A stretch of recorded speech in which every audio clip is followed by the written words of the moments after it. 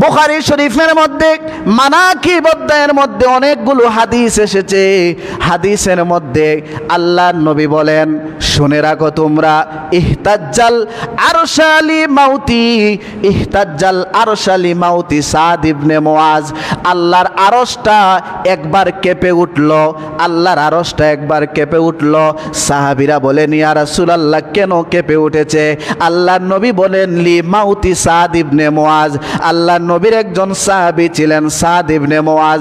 সাদ ইবনে মুআজের মৃত্যুর কারণে আল্লাহর আরশটা পর্যন্ত কাঁপাকাঁপি শুরু করে দিয়েছে। সুবহানাল্লাহ বলেন। আরশটা পর্যন্ত একজন সাহাবীর ইন্তেকালের কারণে আল্লাহর আরশ কেঁপে উঠেছে। এটা সহিহুল বুখারীর একদম সহিহ সনদে হাদিস, কেউ এটাকে অস্বীকার করতে পারবেন না। সাদ ইবনে মুআজের ইন্তেকাল হয়ে গেল। এবার আল্লাহর নবী বলেন, সাহাবীরা রে, আমার সাদ ইবনে মুআজের দাফন কাফনের ব্যবস্থা করো, আমি রাসূলুল্লাহ তার জানাজার নামাজ পড়াবো। সুন্দর করে গোসল দেয়া হলো, তারপরে খাটিয়ার মধ্যে রাখা হলো, কাফনের কাপড় পরিধান করানো হলো। আল্লাহর নবী সহ এই সাদ ইবনে মুআজের জানাজার জন্য খাটিয়াটা বহন করে কবরের দিকে নিয়ে যাওয়া হচ্ছে। আল্লাহর নবী আগে আগে যাচ্ছেন, সাহাবায়ে কেরামরা খাটিয়া কাঁধে করে করে নিয়ে যাচ্ছেন। কবরে যাবার আগ মুহূর্তে সাহাবীরা বলেন, ইয়া রাসূলুল্লাহ, ইয়া হাবিবাল্লাহ, সাদ ইবনে মুআজকে আমরা কাঁধে করে নিচ্ছি, কিন্তু নেয়ার কারণে আমাদের কাছে মনে হয় সাদ ইবনে মুআজের লাশটা একদম হালকা হয়ে গেছে, আমাদের কাছে ভারী মনে হয় না। একজন মানুষ মারা গেলে তার যতটুকু ওজন ছিল, মৃত্যুর পরে তার ওজনটা ডাবল হয়ে যায়। এই জন্য দেখবেন মানুষটাকে গোসল করাইতে 3 জন মানুষ ধরে নিতে হয়। কাফন পরানোর পরে খাটিয়া বহন করে নেওয়ার সময় কয়েকজন মানুষ ধরতে হয়, কারণ মানুষটা মারা গেলে তার দেহে ওজনটা বেড়ে যায়। সাহাবায়ে কেরাম বলেন, ইয়া রাসূলুল্লাহ, অসংখ্য মানুষদেরকে আমরা কাঁধে করে নিলাম, কিন্তু মানুষের ওজনটা দ্বিগুণ হয়ে যায়, আমরা টের পাই।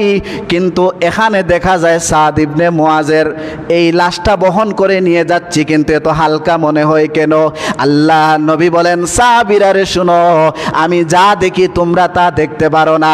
আমি আকাশের দিকে তাকিয়ে দেখতেছি 70,000 নূরের ফেরেশতা জমিনের মধ্যে নামছেন, আর 70,000 ফেরেশতা সাদ ইবনে মুআজের খাটিয়ার মধ্যে ধরে ধরে ধরে ধরে কবরের দিকে নিয়ে যাচ্ছেন। সুবহান। কত মর্যাদাবান একজন সাহাবী ছিলেন, যার মৃত্যুর কারণে আল্লাহর আরশ পর্যন্ত কেঁপে ওঠে, যার লাশকে বহন করার জন্য 70,000 ফেরেশতা জমিনের মধ্যে নামেন। জানাজা হয়ে গেল, রাসূলুল্লাহ জান্নাতুল বাকির মধ্যে লাশটা নিয়ে যাওয়া হলো। জান্নাতুল বাকির মধ্যে দাফন করার জন্য রাসূলুল্লাহ নামলেন। আল্লাহ পাক সূরাতুর রুমের 41 নম্বর আয়াতে কারিমার মধ্যে বলেন, জহারাল ফাসাদু ফিল বাররি ওয়াল বাহরি বিমা কাসাবাত আইদিন নাস। জলে এবং স্থলে যত বিপর্যয় ঘটে, জলে আর স্থলে যত কিছু সংগঠিত হয়, জলে আর স্থলে যত কিছু, ভূমিকম্প হোক, জলোচ্ছ্বাস হোক, খরা হোক অথবা বন্যা হোক, যত বিপর্যয় ঘটে, এই সব কিছু আইদিন নাস, মানুষের হাতের কর্মফল। আমাদের এই হাত দ্বারা আমরা যা করি, এর কর্মফল আল্লাহ পাক এই দুনিয়ার মধ্যে দেখান। এরপরে আল্লাহ বলেন, লিউজিকাহুম বা'দাল্লাযী আমিলু, কিছু কিছু বিপর্যয় আমাদেরকে আস্বাদন করান, উপভোগ করান, যাতে করে লাআল্লাহুম ইয়ারজিউন, আমরা ফিরে আসতে পারি, যাতে তারা ফিরে আসে, অর্থাৎ আমরা যেন আল্লাহর দিকে ফিরে যেতে পারি। এই জন্য আল্লাহ আমাদেরকে এই আয়াত দ্বারা ইঙ্গিত করলেন, ইশারা করলেন, জলে আর স্থলে, পাহাড় আর পর্বতে যত কিছু সংগঠিত হয়, এই সব কিছু আমরা মানুষের হাতের কর্মফল। জহারাল ফাসাদু ফিল বাররি ওয়াল বাহরি বিমা কাসাবাত আইদিন নাস। এই জন্য দেখবেন গত সপ্তাহে থেকে শুরু করে আজ অবধি পর্যন্ত কয়েকবার বাংলাদেশ, ভারত, ত্রিপুরা রাজ্য, কলকাতা সহ উত্তরবঙ্গ এবং দক্ষিণবঙ্গের, বিশেষ করে বাংলাদেশের রাজধানী ঢাকায় ভূমিকম্প হয়েছে। কেন এই ভূমিকম্প হয়? আল্লাহ বলেন, আইদিন নাস, মানুষের কর্মফলের কারণে এগুলো সংগঠিত হয়। এ ব্যাপারে আল্লাহ পাক সূরাতুত তাওবার 126 নম্বর আয়াতের মধ্যে বলেন, আওয়ালা ইয়ারাউনা আন্নাহুম ইফতানুনা ফি কুল্লি আম। আওয়ালা ইয়ারাউনা, তারা কি দেখে না? তো আল্লাহ পাক মুনাফিকদেরকে, এই আয়াতের তাফসিরে এসেছে মুনাফিকদেরকে আল্লাহ পাক বলছেন তারা কি দেখে না? আন্নাহুম ইফতানুন, যে তাদেরকে পরীক্ষা করা হয়। ইফতানুন আই ইমতিহান, অর্থাৎ পরীক্ষা তাদেরকে করা হয়। ফি কুল্লি আমিন, প্রত্যেক বছরে। মাররাতান, একবার বছরে তাদেরকে পরীক্ষা করা হয়। আও মাররাতাইন, অথবা 2 বার তাদেরকে পরীক্ষা করা হয়। সুম্মা লা ইয়াতুবুনা, এরপরেও তারা তওবা করে না। ওয়ালা হুম ইয়াযাক্কারুন, আমি বছরে 1 বার অথবা 2 বার তোমাদেরকে আমি পরীক্ষা করি, তোমাদের উপর বিপদ আপদ দিয়ে পরীক্ষা করি। এই আয়াতের ব্যাখ্যা এইভাবে এসেছে, কিভাবে আল্লাহ বৎসরে পরীক্ষা করেন আপনারা লক্ষ্য করে দেখেন। বিগত কয়েকটা বৎসরের ইতিহাস যদি আপনারা দেখেন, বাংলাদেশে এক সময় মহা প্রলয়ঙ্করী ঝড়, ঘূর্ণিঝড় হলো, সিডর হলো, আয়লা হলো, টর্নেডো হলো। এক একটা বছরে 2 বার অথবা 1 বার করে আমাদের বাংলাদেশ সহ ইন্ডিয়া সহ কয়েকটি জায়গায় প্রচণ্ড পরিমাণ বৃষ্টির মাধ্যমে বিপর্যয় হলো। এরপরে 21-22 সালের দিকে করোনা মহামারীতে আবারও আমরা বিপর্যস্ত হয়ে পড়লাম। আল্লাহ বলেন, আমি তোমাদেরকে বৎসরে 1 বার অথবা 2 বার পরীক্ষা করি। এই পরীক্ষার ফলে তোমরা কি ফিরে আসবে না? তোমরা কি সতর্ক হবে না? এমনকি তোমরা কি তওবা করবে না? অর্থাৎ আল্লাহর কাছে তওবা করতে হবে, আল্লাহর দিকে আমাদেরকে ফিরে যেতে হবে। এই 2টা আয়াতে কারিমার মধ্যে আল্লাহ পাক আমাদের স্পষ্ট জানিয়ে দিলেন, বান্দারা তোমাদের বৎসরে 2 বার পরীক্ষা করি অথবা 1 বার পরীক্ষা করি। আল্লাহ পাক আসমানি গজব আর জমিনের গজব দিয়ে যেন আল্লাহ আমাদের পরীক্ষা না করেন, আল্লাহ কবুল করুন, বলি আমিন। বারবার ভূমিকম্প কেন হয়? সহিহুল বুখারীর 1034 নম্বর হাদিসের মধ্যে আল্লাহ রাসূল স্পষ্ট ঘোষণা করেছেন, কিয়ামতের আগ মুহূর্তে বেশি বেশি ভূমিকম্প হবে। এছাড়াও কিয়ামতের আগ মুহূর্তে আলামাতুল কুবরা, বড় বড় 10টা আলামত প্রকাশ পাবে। ও আলামাতুস সুগরা, ছোট ছোট কিছু আলামত আছে, এগুলোও প্রকাশ পাবে। ছোট আলামতগুলো আমাদের কাছে অনেকগুলো প্রকাশ হয়ে গেছে, বড় আলামত আমাদের সামনে আসতেছে। সহিহুল বুখারীর 1036 নম্বর হাদিসের মধ্যে এসেছে, আন আবি হুরায়রা রাদিয়াল্লাহু তাআলা আনহু قال قال رسول الله صلى الله عليه وسلم, আল্লাহর রাসূলের সাহাবী হযরত আবু হুরায়রা রাদিয়াল্লাহু তাআলা আনহু থেকে বর্ণিত, তিনি বলেন, আল্লাহর রাসূল ইরশাদ করেছেন, লা তাকুমুস সাআহ, ততক্ষণ পর্যন্ত কিয়ামত সংগঠিত হবে না, হাত্তা ইউকবাদাল ইলমা, যতক্ষণ না ইলিমকে আল্লাহ পাক উঠিয়ে না নেন। ইলিমকে উঠিয়ে নেয়ার মাধ্যম কি? মুহাদ্দিসিনে কেরাম এই হাদিসের এই অংশের ব্যাখ্যা করতে গিয়ে বলেন, ইলিম উঠিয়ে নেয়ার অর্থ হচ্ছে আল্লাহ পাক বিজ্ঞ যত আলেম আছেন, যত বয়স্ক এবং খুব জ্ঞানী পারদর্শী, কুরআন হাদিস ভালো বুঝেন, এইভাবে বিদগ্ন আলেমদের মৃত্যু ঘটানোর মাধ্যমে ইলিমকে উঠিয়ে নেবেন।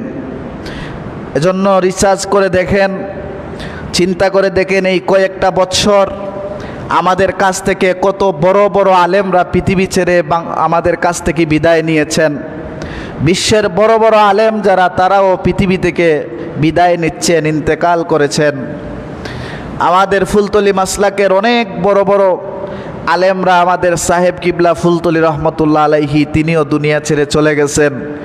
আমাদের রারাইর মুহাদ্দিস সাহেব আল্লামা হাবিবুর রহমান, কত বিজ্ঞ একজন আলেম ছিলেন, তিনিও চলে গেছেন। তারপরে পশ্চিম সিলেটের গৌরব ছিলেন সৎপুর কামিল মাদ্রাসার মুহাদ্দিস আল্লামা আব্দুল হাই সাহেব, তিনিও পৃথিবী ছেড়ে চলে গেছেন। আল্লামা সালিক আহমদ সাহেব, তিনিও পৃথিবী ছেড়ে চলে গেছেন।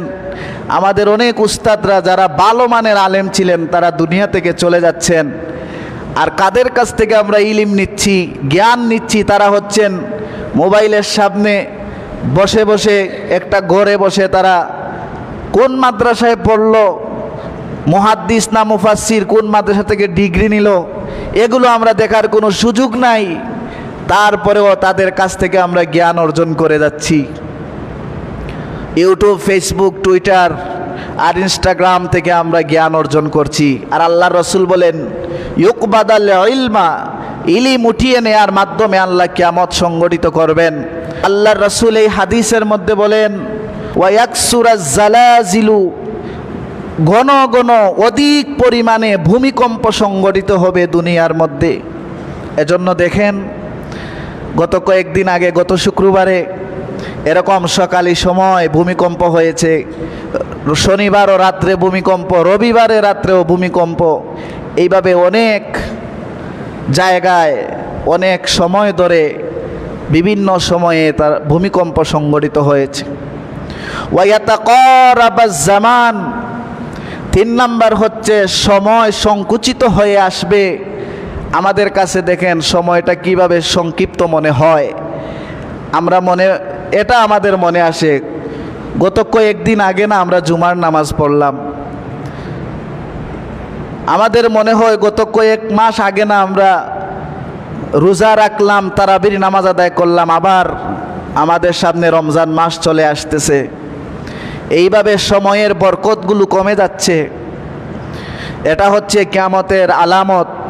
আল্লাহ রাসূল বলেন, লা তাকুমুস সাআ, ততক্ষণ কিয়ামত হবে না যতক্ষণ পর্যন্ত না ইলিম উঠিয়ে নেওয়া হবে, ঘন ঘন ভূমিকম্প হবে, সময় সংকুচিত হয়ে আসবে। ওয়া জহারাল ফিতান, এবং ফিতনা বিপর্যয় বৃদ্ধি পাবে। দেখেন আজকে আমাদের পৃথিবীতে বিভিন্ন জায়গায় বিপর্যয়, ফিতনা, ফাসাদ, মিথ্যা, এগুলো প্রচার হচ্ছে, প্রকাশ পাচ্ছে। এরপরে ওয়ায়াকসুরুল হার্জ বৃদ্ধি পাবে। আল্লাহ নবীর সাহাবীরা জিজ্ঞাসা করলেন, মা হুয়াল হার্জ ইয়া রাসূলুল্লাহ, হে আল্লাহ রাসূল, হার্জ কি জিনিস? আল্লাহ রাসূল বলেন, ওয়া হুয়াল কাতলু, আল কাতলু, বেশি বেশি হত্যাকাণ্ড প্রকাশ পাবে। মানুষ অকারণে একজন আরেকজনকে হত্যা করবে। এই হত্যাকাণ্ড বেড়ে যাওয়ার কারণই হচ্ছে কিয়ামত আর বেশি দূর নয়, সন্নিকটে চলে আসছে। আপনি আজকে সোশ্যাল মিডিয়া বের করে দেখেন, স্বামী তার স্ত্রীকে হত্যা করে ফেলেছে রাত্রে, স্ত্রী তার স্বামীকে দেহ অঙ্গগুলো কেটে নিয়েছে, মৃত্যুবরণ করেছে মানুষটা। ভাই ভাইকে হত্যা করে ফেলেছে। এক দল আরেক দলের সাথে ঝগড়া লেগে এক পক্ষ আরেক পক্ষের মানুষজনকে মেরে ফেলতেছে। কারণ কি? কয় কারণ কিচ্ছু না, সামান্য একটা তুচ্ছ বিষয় নিয়ে তাকে আমরা হত্যা করেছি। এরকম আছে না নাই? এটা কিয়ামতের আলামত। ফিকুমুল মাল, সম্পদ বেড়ে যাবে, এত বেশি পরিমাণ সম্পদ বাড়বে। ফায়াফিদু, আল্লাহ রসুল বলেন এই সম্পদগুলো উপচে পড়ে থাকবে, সম্পদগুলো উপচে উপচে পড়ে যাবে। উপচে পড়া জিনিসটা কি? যেমন একটা গ্লাসের মধ্যে যদি আপনি পানি নেন, এই গ্লাসটা পরিপূর্ণ হওয়ার পরে গ্লাসে যদি আরও পানি আপনি ঢালেন, এই পানি দেখবেন উপর থেকে পানিগুলো বেয়ে বেয়ে নিচে পড়ে। এইভাবে মানুষের সম্পদ বেড়ে যাবে, সম্পদগুলো ফায়াফিদু উপচে পড়ে যাবে, এত সম্পদ হবে। যার পায়ে জুতা ছিল না, ওই সকল মানুষরা বিশাল অট্টালিকা তৈরি করবে। আল্লাহ রসুল বলেন কিয়ামতের আগ মুহূর্তে যারা গরিব ছিল, বকরি চড়াইতো, মেষ চড়াইয়া তাদের জীবন পরিচালনা করত, ওই সকল মানুষরা বড় বড় অট্টালিকা নির্মাণ করবে। এটা কিয়ামতের আগ মুহূর্তের অবস্থা। সিহাসিত্তার 6টা প্রসিদ্ধ কিতাব, সহিহুল বুখারী, সহিহ মুসলিম, জামে আত-তিরমিজি, সুনান নাসাই, এই 5টা কিতাবের মধ্যে এসেছে তাকে একটা প্রশ্ন করা হবে কবরের মধ্যে। আর আবু দাউদ শরীফের 4715 নম্বর হাদিসের মধ্যে এসেছে, আল্লাহর রসুল বলেন কবরে ব্যক্তিকে 3টা প্রশ্ন করা হবে। 1 নাম্বার, মার রব্বুকা, তোমার রবকে। বান্দা তখন বলবে যদি নেককার হয়, রাব্বি আল্লাহ, আমার রব আল্লাহ। এরপরে বলা হবে ওমা দীনুকা, তোমার ধর্ম কি? ইমানদার ব্যক্তি বলবে দীনি আল ইসলাম। এরপরে 3য় নাম্বার প্রশ্ন হলো ওয়ামান হাজার রাজুল আল্লাযী বুইসা ফীকুম, আল্লাহর নবীকে দেখিয়ে বলা হবে ওই লোকটাকে কি তুমি চিনো যাকে দুনিয়াতে প্রেরণ করা হয়েছিল? ইমানদার ব্যক্তি বলবে আমি এই লোকটাকে চিনি, তিনি হচ্ছেন হুয়া নাবিয়ুনা মুহাম্মদ সাল্লাল্লাহু আলাইহি ওয়াসাল্লাম। এরপরে লোকটা সাক্ষী দিবে আশহাদু আল্লা ইলাহা ইল্লাল্লাহ ওয়া আশহাদু আন্না মুহাম্মাদান আবদুহু ওয়া রাসূলুহু। এটা হচ্ছে সুনান আবু দাউদ শরীফের হাদিস। আর বুখারী মুসলিমের মধ্যে এসেছে একটা প্রশ্ন করা হবে, শুধুমাত্র আল্লাহর রসুলকে দেখিয়ে বলা হবে এই লোকটাকে কি তুমি চিনো? তখন যদি আমরা জবাব দিতে পারি, আকাশ থেকে সুম্মা ইউনাদি মুনাদি মিনাস সামা, আকাশ থেকে একটা আওয়াজ আসবে, আন সাদাকা আবদি, বান্দা আমার সত্য কথা বলেছে।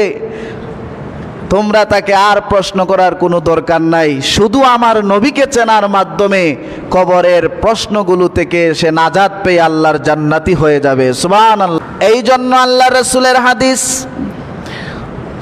জামে আত-তিরমিজির মধ্যে হাদিসটা এসেছে, বুখারীর মধ্যে এসেছে, মুসলিম শরীফের মধ্যে এসেছে। আমি যে হাদিসটা বলছি সেটা আবু দাউদ শরীফের 4715 নম্বর হাদিস। বান্দা যখন ওই 3টা প্রশ্নের জবাব দিয়ে ফেলবে, আল্লাহ রাব্বুল আলামিন আকাশ থেকে ঘোষণা দিবেন আন সাদাকা আবদি, বান্দা আমার সত্য বলেছে। ওয়া আবশিরু লাহু মিনাল জান্নাহ, কবরের মধ্যে মানুষরা তাকে রেখে দিয়েছে, তো নিচের মধ্যে কোনো বিছানা নাই, কোনো খাট নাই, কোনো পালং নাই, কোনো লেপ তুষক নাই। আল্লাহ রাব্বুল আলামিন ফেরেশতাদেরকে ডাক দিয়ে বলবেন, ফেরেশতারা রে, ওয়া আবশিরু লাহু মিনাল জান্নাহ, তার কবরের মধ্যে মাটির নিচে, কবরের মধ্যে তার নিচে যে মাটিগুলো আছে এই মাটির মধ্যে তোমরা জান্নাতি একটা পোশাক সেখানে বিছায়া দাও।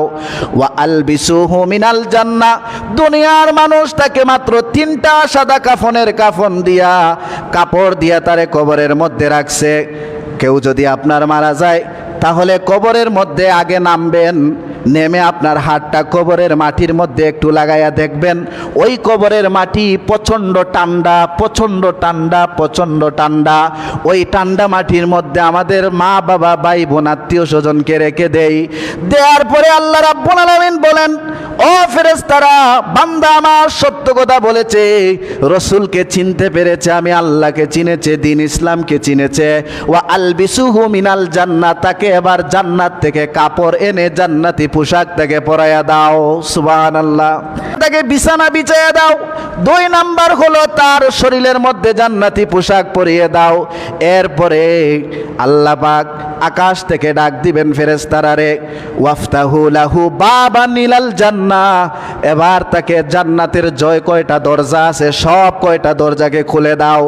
ফায়াতিহি, যাতে করে ওই জান্নাত থেকে মিন রুহিহা ওয়া তিবিহা, যাতে করে ওই জান্নাত থেকে সুঘ্রাণ আর সুবাতাস তার কবর পর্যন্ত পৌঁছতে পারে। এইভাবে বান্দা, দীর্ঘ হাদিসের মধ্যে কিছু অংশ আপনাদের শুনাইলাম। এবার আল্লাহ রাব্বুল আলামিন ফেরেশতাদেরকে বলবেন, আমার বান্দা অথবা বান্দিকে বলো কানাউমে আরুসে, বান্দা যেন বাসর রাতে যেভাবে যুবক আর একজন যুবতী ঘুমিয়ে পড়ে, প্রিয় মানুষ ছাড়া তাকে আর ডেকে কেউ তুলতে পারে না। ঠিক অনুরূপভাবে ওই বান্দা বান্দি যেন কবরের মধ্যে ঘুমায়া যায়, কিয়ামতের ময়দানে যখন কায়েম হয়ে যাবে আমি আল্লাহ তাদেরকে তুলব। ওয়া আম্মাল কাফিরু, অপরদিকে কাফের বান্দা যারা, কাফের বান্দি যারা হয়ে যাবে, তারা যখন কবর দেশের মধ্যে চলে যাবে, ফেরেশতা দুইজন তাদের প্রশ্ন করবেন, মার রব্বুকা, তোমার রবকে। এবার ওই কাফের মানুষ, বেঈমান, মুনাফিক, নাস্তিক যারা ছিল, তারা এবার ফেরেশতাদের জবাবে বলবে, হা হা লা আদরি, আমি বলতে পারি না আমার রবকে। দ্বিতীয় প্রশ্ন করা হবে, মা দিনুকা, তোমার ধর্ম কি ছিল? বান্দা, কাফের, মুশরিক, নাস্তিক, বেঈমান তারা জবাব দিবে, হা হা লা আদরি, ও ফেরেশতারা রে, আমার তো জানা নাই, আমি কেমনে জবাব দিব? তিন নাম্বার আরেকটা প্রশ্ন করা হবে, ওয়ামান হাজার রাজুল আল্লাযী বুইসা ফীকুম, চিননি ওই লোকটাকে, দুনিয়ার মধ্যে যাকে প্রেরণ করা হয়েছিল? কাফের, মুশরিক, নাস্তিক এবার জবাব দিবে, হা হা লা আদরি, আমি তো জানি না। এবার ফেরেশতারা বলবেন, ওই লোকটা দুনিয়াতে ছিল, ওই লোকের ব্যাপারে তোমার দুনিয়াতে ধারণা কি ছিল? কাফের, মুশরিক, বেঈমানরা এবার জবাব দিবে, ফেরেশতারা রে, ওই মানুষটা দুনিয়ার মধ্যে ছিল, কিন্তু আমিও দুনিয়ার মধ্যে ছিলাম। মানুষরা তাকে যেইভাবে বলতো আমিও সেইভাবে তাকে বলতাম। মানুষরা বলতো নবীজি তিনি মানুষ, তিনি আমাদের মতো মানুষ ছিলেন, বড় ভাইয়ের মতো ছিলেন, আমিও বড় ভাইয়ের মতো মনে করতাম। ওই মানুষটা দুনিয়ার মধ্যে ছিলেন, কিছু মানুষ ওই মানুষ সম্পর্কে বলতো মানুষটা কাউবয় ছিল, মানুষটা সিক্স প্যাক ছিল, মানুষটা সাংবাদিক ছিল, আমিও বলতাম মানুষরা এইরকম ছিল। এতটুকু বলার পরে হাদিস সাক্ষী দেয়, আল্লাহ রাব্বুল আলামিন আকাশ থেকে বলবেন, আন কাযাবা আবদি, বান্দা আমার মিথ্যা কথা বলেছে। এবার তার কবরের মধ্যে, ওয়া আবশিরু মিনান নার, কবরের মধ্যে তার নিচের মধ্যে বিছানা, আগুনের বিছানা বিছায়া দেয়া হবে। ওয়া আলবিসুহু মিনান নার, তাকে জাহান্নাম থেকে আগুনের পোশাক এনে শরীরের মধ্যে পোশাকটা জড়িয়ে দেয়া হবে, পরায়া দেয়া হবে। ওয়া আফতাহু বাবান ইলান নার, জাহান্নামের যে কয়টা দরজা আছে প্রত্যেকটা দরজাগুলোকে আল্লাহ পাক খুলে দিবেন। আর জাহান্নাম থেকে ফায়াতি লুহা ওয়া সুমুমিহা, জাহান্নাম থেকে গরম গরম আগুনের সেই তাপগুলো, লু হাওয়াগুলো তার কবরে কিয়ামত পর্যন্ত প্রবাহিত হতে থাকবে। এবার আল্লাহর রাসূল বলেন, তোমরা ওই কবর থেকে, কবরের আযাব থেকে আল্লাহর দরবারে বেশি বেশি করে মাফ চাইবে। হাদিসটা মুসনাদে আহমদের মধ্যে এসেছে। আল্লাহর নবী বলেন, আল্লাহর নবী বারবার তিনি এই কথা বলে দোয়া করতেন, আল্লাহুম্মা ইন্নী আউযু বিকা মিন ফিতনাতিল কবরি ওয়া ফিতনাতি আযাবিল কবরি।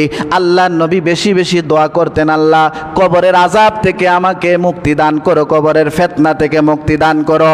একবার আল্লাহর নবী বলতে লাগলেন, ও সাহাবীরা শোনো, কবর মানুষদেরকে চাপ দিবে, মুমিন হোক অথবা কাফের হোক, ইমানদার হোক অথবা বেঈমান হোক, যে যেই রকম দুনিয়ার মধ্যে ছিল কোনো সমস্যা নাই, কবরে আসার পরে সাথে সাথে তাকে কবর একটা চাপ দিবে, কবর একটা আযাব দিবে, কবর একটা চাপ দিবে।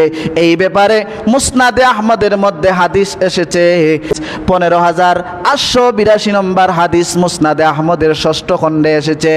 আল্লাহর নবীর সহধর্মিনী আম্মা জান আয়েশা থেকে বর্ণিত, আন আয়েশা রাদিয়াল্লাহু তাআলা আনহা قالت قال النبي صلى الله عليه وسلم, আল্লাহর নবীর সহধর্মিনী আম্মা জান আয়েশা বর্ণনা করেন, আল্লাহর নবী বর্ণনা করেছেন, ইন্নালিল কবরি দাগতাহ, অবশ্যই কবর মানুষদেরকে একটা চাপ দিবে, একটা চাপ দিবে, কবরের চাপ আছে।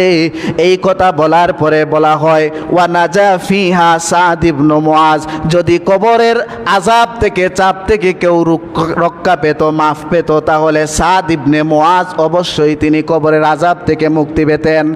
সাদ ইবনে মুআজের ব্যাপারে বুখারী শরীফের মধ্যে মানাকিব অধ্যায়ের মধ্যে অনেকগুলো হাদিস এসেছে।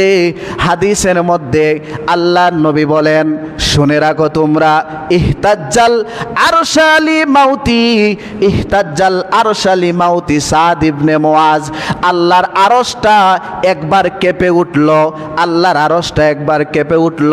সাহাবীরা বলেন, ইয়া রাসূলুল্লাহ কেন কেঁপে উঠেছে? আল্লাহর নবী বলেন, লি মাউতি সাদ ইবনে মুআজ, আল্লাহর নবীর একজন সাহাবী ছিলেন সাদ ইবনে মুআজ।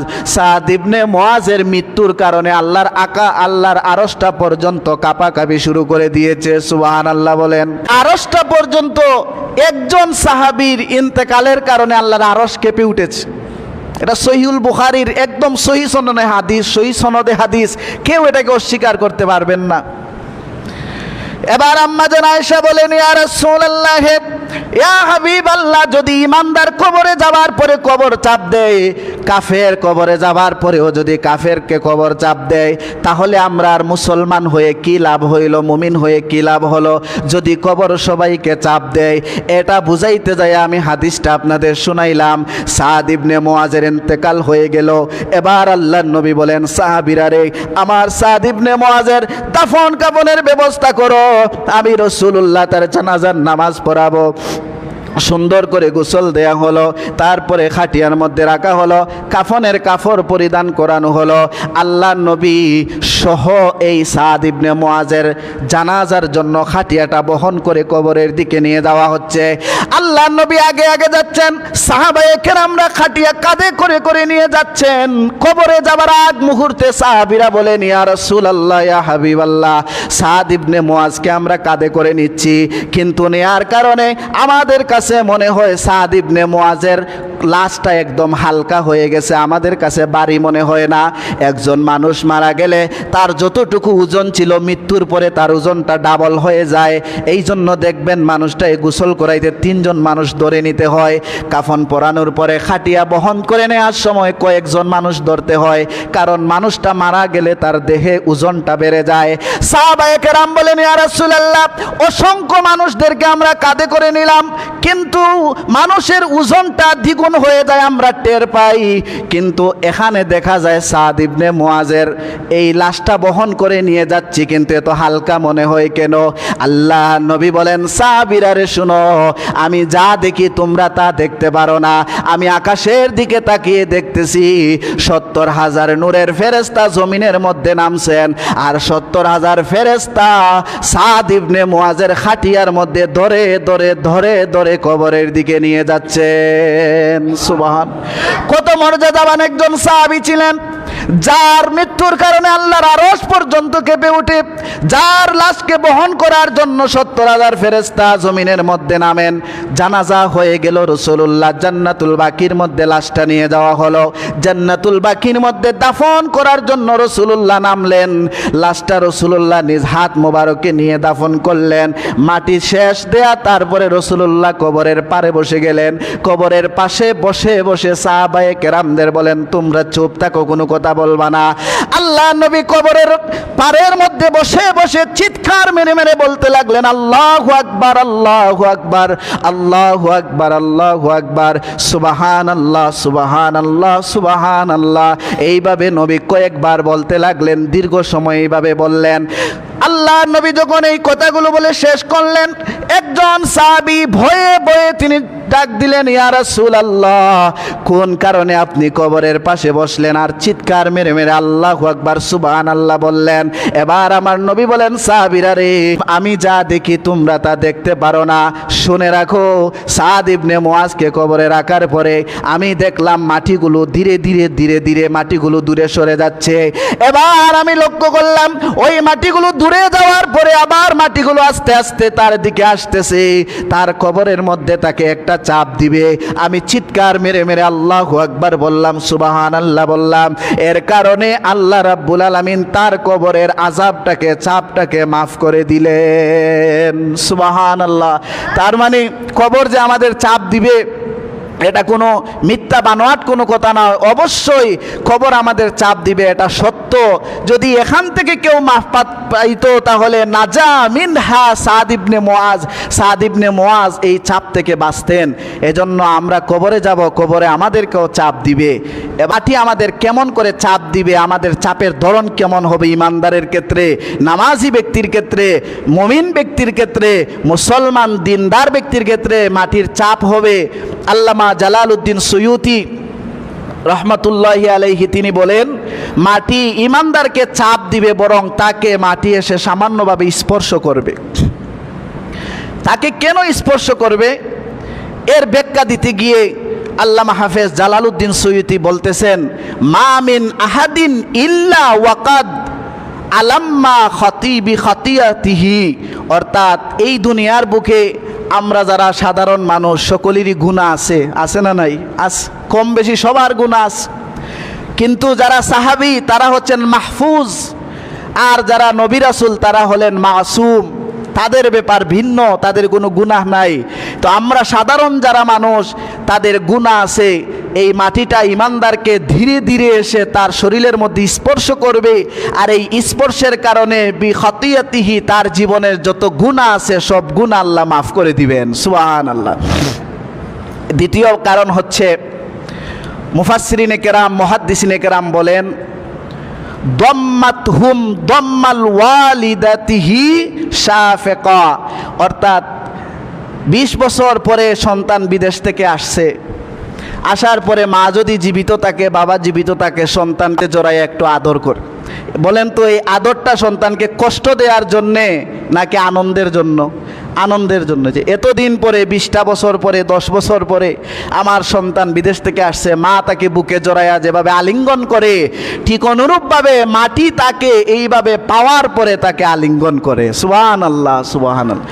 আরেকটা ব্যাখ্যা এখানে এনেছেন, মিনহা খলাকনাকুম ওয়া ফিহা নুঈদুকুম ওয়া মিনহা নুখরিজুকুম তারাতান উখরা। এই আয়াতের ব্যাখ্যায় আল্লামা জালালউদ্দিন সুয়ুতি তিনি একটা দুররে মানসুর তাফসিরের কিতাব তিনি লিখেছেন, এই কিতাবে উল্লেখ করেছেন, তিনি বলেন আমাদের মূল সৃষ্টিটা হচ্ছে মাটি থেকে।